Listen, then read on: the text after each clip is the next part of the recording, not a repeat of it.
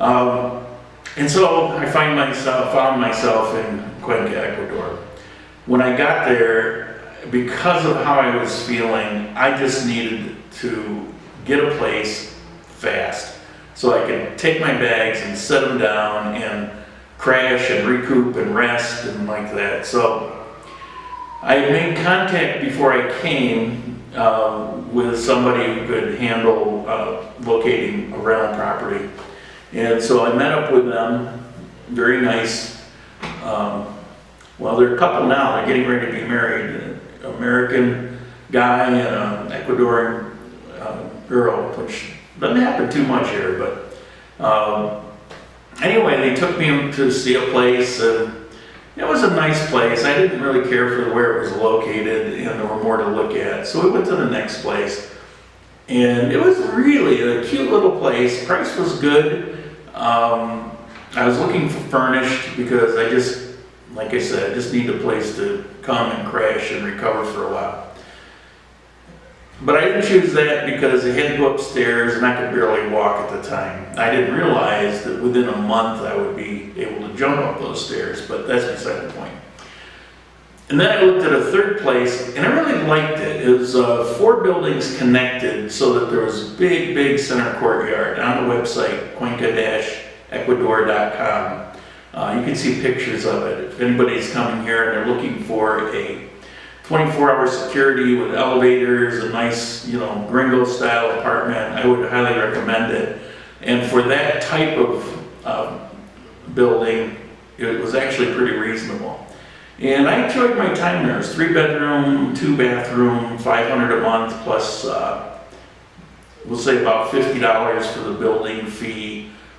There was exercise room and a barbecue area, and I don't know, different things. There was stores, a little bakery, coffee shop, barber shop, all connected on the first floor inside the building. So it was nice, it was convenient. But as I mentioned in another video, I couldn't sleep. I didn't know why. Partly because of the altitude. A lot of it had to do with these roaming packs of wild dogs. And if you think I'm exaggerating, I'm not. I'm not exaggerating. You're going to find out when you get here. Every night, I don't know how many because they'd be running around in shadows, and at least 30 to 40 dogs would come out of the woodwork after midnight and bark and bark. And when you have that many dogs and they're all barking like they're excited and I don't know what the deal is, it's loud. And I couldn't sleep through it month after month after month. I tried to adjust to it, put pillows over my head. Instead of being able to sleep with the doors open like to the patio, I would shut all the doors and windows, and I just couldn't get comfortable, couldn't get used to it. I will say, when that huge earthquake hit on the coast, in that building, it shook violently for over a minute. And I just kept thinking, what is this going to come down? They don't have the same kind of rules and regulations here. So that was always in the back of my mind, not a big deal. But I did, the next day, I went out and walked around the building, and I saw these cracks up and down the building that didn't exist before, so it didn't come out unscathed. But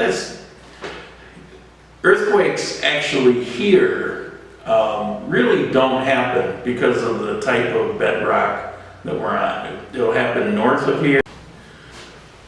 So I started feeling better.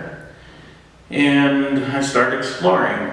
So, I explored some things around Cuenca, but I started doing little day trips, 2-3 days gone. I took a trip down through Oña to Saraguro, interesting little town. I tried cuy, guinea pig, when I was there, and went down to Loja. Loja is a great place, clean, friendly, not too crowded. There's about 200,000 people there.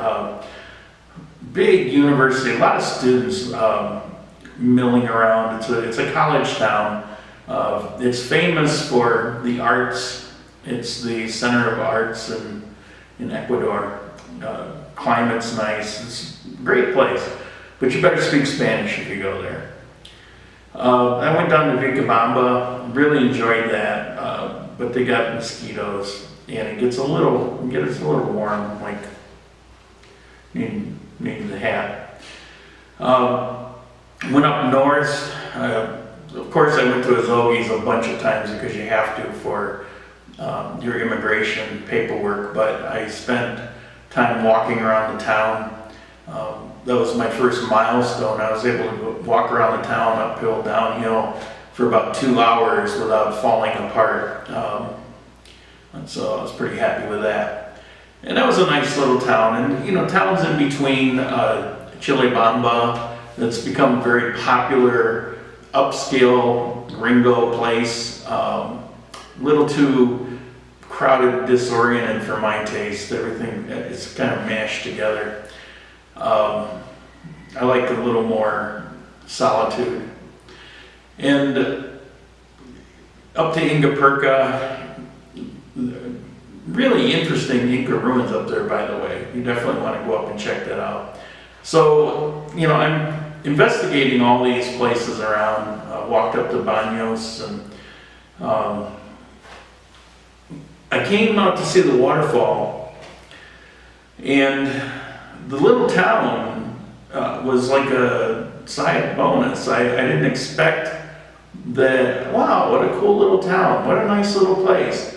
You know, so I'm walking through the town, and Buenas tardes, buenas tardes, buenas tardes. Everybody's smiling and friendly, and that's pretty cool. Not very crowded. Walked down to the center, this really nice little center. They've got a market. I did a video on the market here. And I really felt comfortable. It had that small town feel. I really liked it. So I came back out, I think about 25 times in total. I kept coming back and checking it out, and come out for lunch. And finally I came out and met up with a guy who handles the real estate here, no English. And he showed me some houses, and then I found this house, and it's, you know, it's just, I like the house, I like the area. If I want to socialize, I can go down into town, I can take the bus into Cuenca, do the Supermax in the mall thing. Or I could just kind of, you know, camp out here on certain days and just enjoy the peace and quiet.